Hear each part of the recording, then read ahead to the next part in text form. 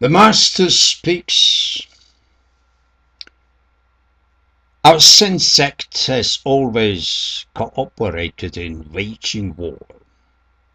And why? Japan, a small country, has to develop an empire. And that can only be done with an aggressive attitude. Japan is a land of the rising sun. As the sun shines not only over our small island, but spreads its rays over the whole world, we have to break out from the isolation of our island and create our great empire in the East. Japan is divine. Our race and culture is superior. Non-Japanese are unruly heathens. The Japanese are a chosen people whose mission is to control the world. Japan has to save Asia by spreading the pure Japanese Zen.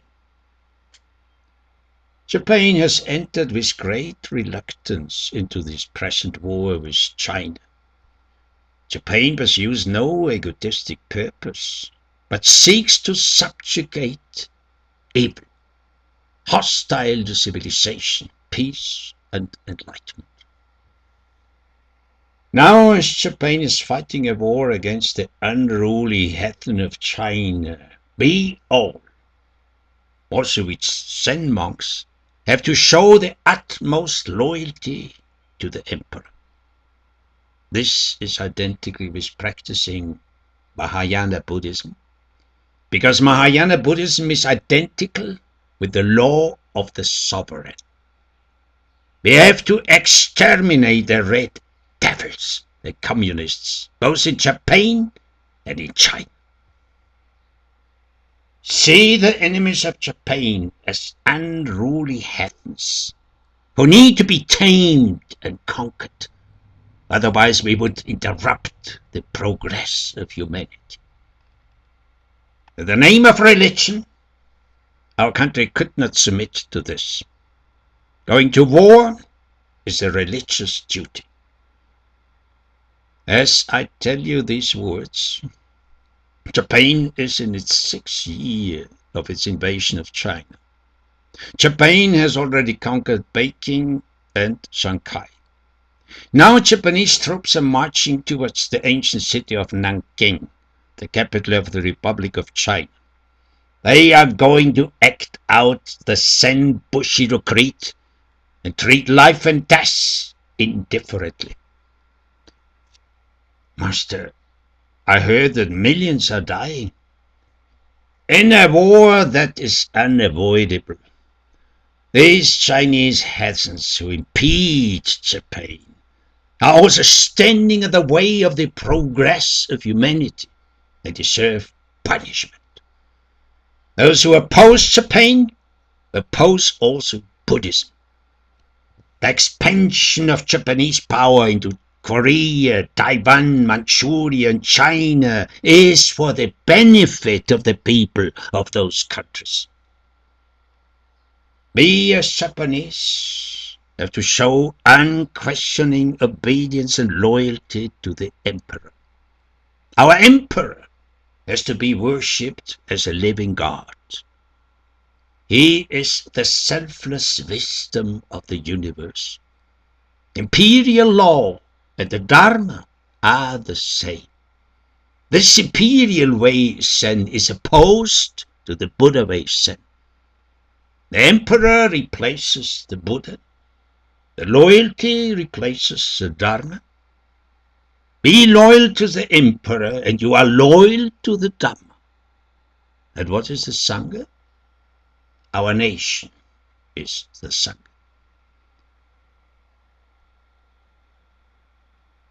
Become a Zen soldier, seeking nothing at all. You should simply completely discard body and mind and unite with the emperor. Zen is the religion of the samurai warrior. Our lineage has long been linked to the samurai and Bushido. For hundreds of years, Zen masters trained samurai warriors in meditation, teaching them concentration and willpower. Zen helped them face adversity and death with no hesitation, to be totally loyal and act without thinking.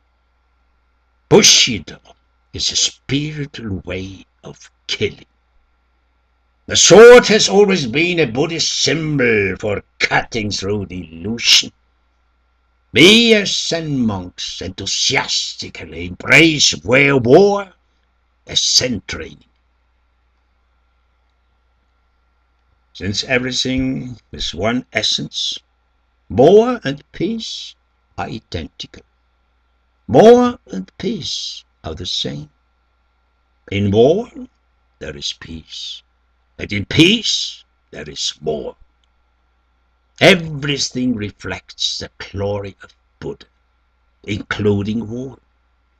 Buddha's main purpose was to subjugate evil.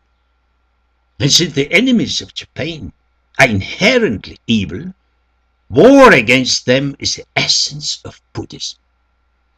War is an inevitable step toward the final realization of enlightenment.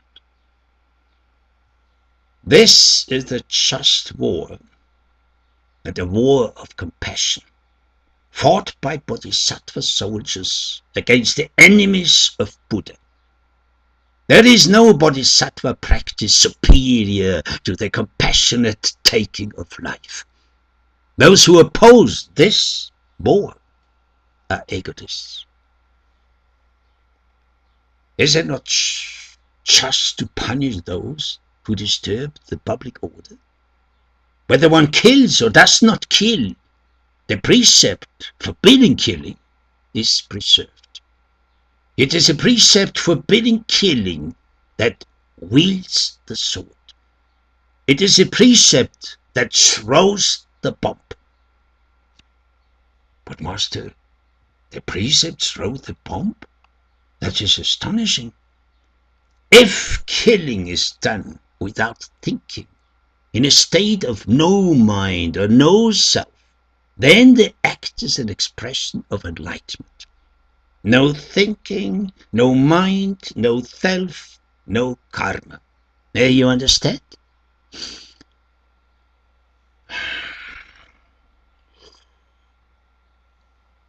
Our soldiers regard their own lives as being as light as goose feathers, but their devotion to the duty is as heavy as Mount Taishan. I have already organized a sect-wide project to handwrite over 10 million copies of the Heart Sutra, some in blood, to generate merit for the war effort. And every day we pray for the continuing victory in the holy war. Our sect has already raised money for 2 fighter planes named Soto 1 and Soto 2.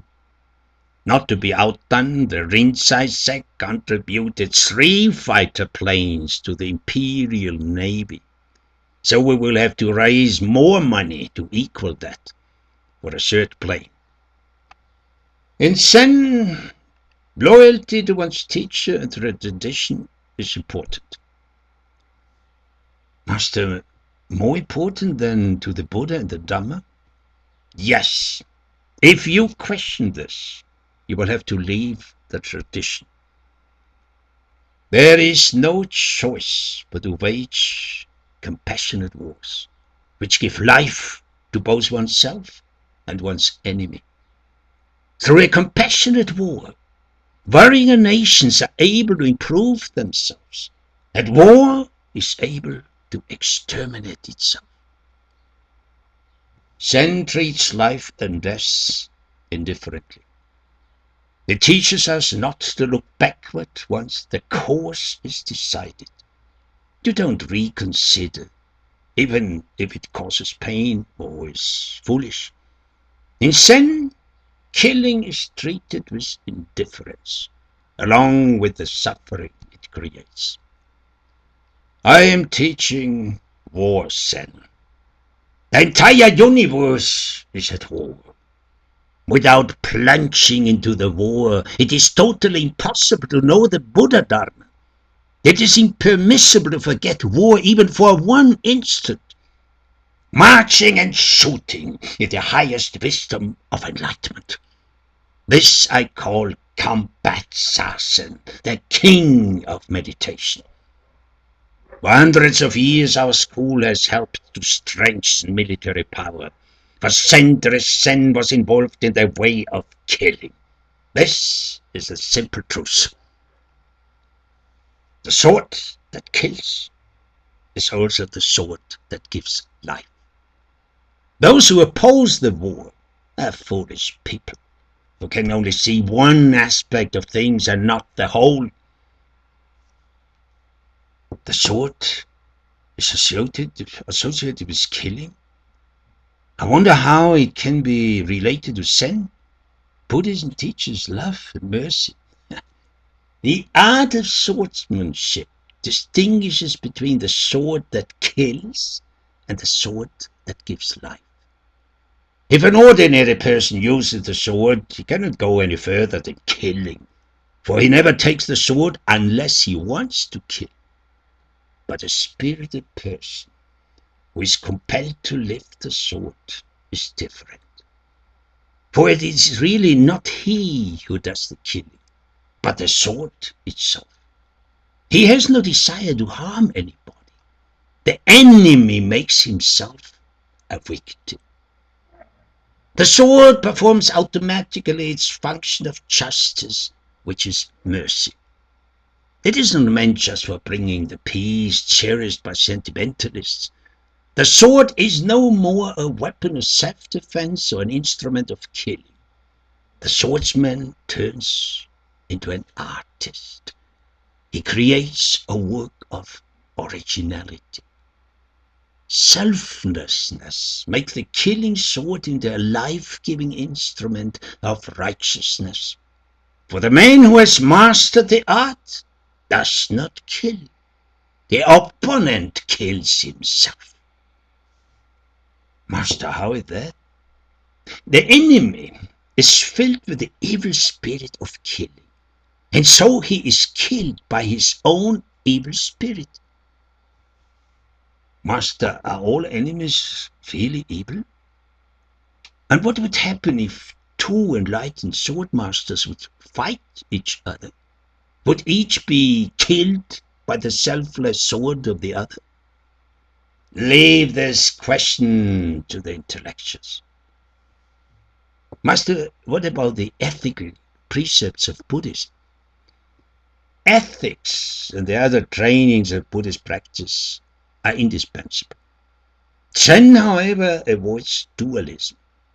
And the Zen monk goes beyond words and concepts, beyond the distinction of good and evil. Leave philosophy with intellection. Zen acts. And the most effective act, once the mind is made up, is to go on without looking backward. Mahayana Buddhism teaches skillful means.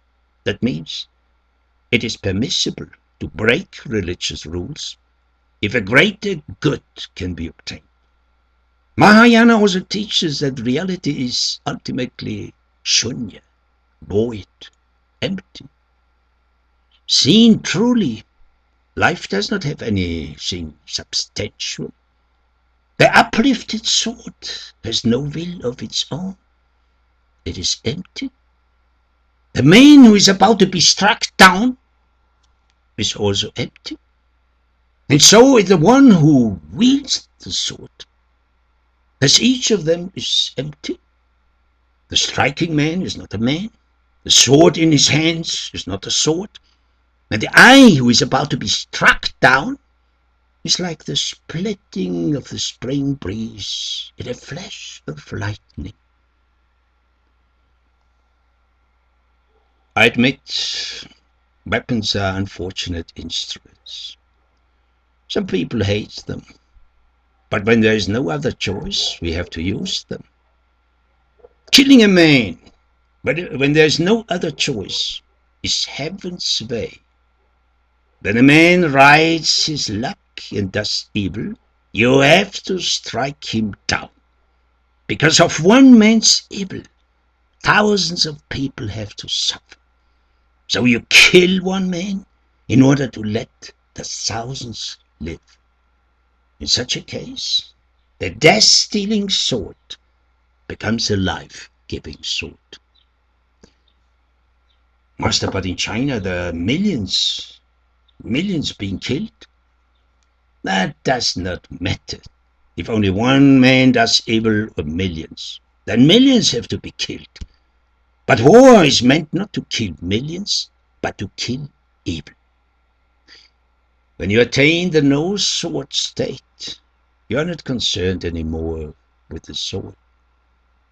The sword that does not hit is a dead sword. Only by hitting it becomes alive. The sword that kills people is in truth a sword that allows them to live. Master, how is that? When they are dead, how can they live? A death-stealing sword brings peace to the world of chaos. But once peace is achieved, the same sword becomes a life-giving sword. With the sword mind, there is no one who kills, and there is no one being killed. All is void. Just endless phenomena are rolling on and on. That is the highest insight. Shinto is warlike, militant, and devoid of a loving spirit. But Buddhism is just the opposite, for it teaches all-embracing love, which knows no enemy. It kills with loving kindness. War is not necessarily horrible if it is fought for a just and honorable cause, for the upholding of humanity and civilization. Many human bodies may be destroyed, and many human hearts be broken. But from a broader point of view, these bodies are consumed in the sacred fire of spirituality, to arise from the smoldering ashes, reanimated, ennobled, and glorified. I served as a chaplain in the war with Korea and Russia. I inspired our valiant soldiers with ennobling thoughts of the Buddha, so as to enable them to die on the battlefield with confidence that the task in which they are engaged is great and noble. I wish to convince them that the war is not a mere slaughter of fellow beings, but they are fighting against an evil. Now go to China, to the war front, and encourage our troops. Tell them that war against evil must be continued till we attain the final victory.